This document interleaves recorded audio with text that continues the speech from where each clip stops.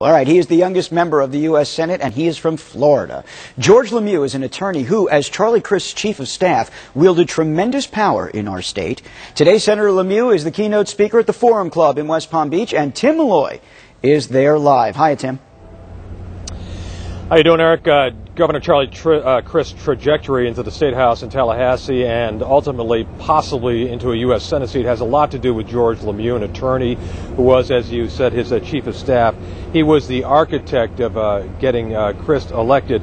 He's the man that Crist chose to replace Republican Mel Martinez when he stepped down as the U.S. Senator.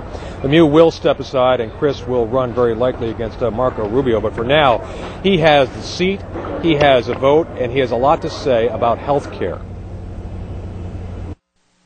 I would let people take their health insurance with them after they left an employee. I would make it so that insurance companies could compete across state lines. That would make more competition and lower costs.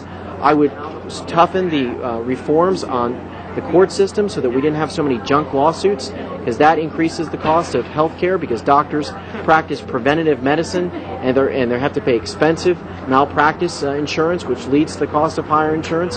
There are a lot of things we can do. I would focus more on clinics. We've got a good clinic system in this country where community leaders come together and for relatively low cost provide health care for the uninsured. Charlie Crist will likely run against Marco Rubio, an extremely conservative House Speaker in Florida.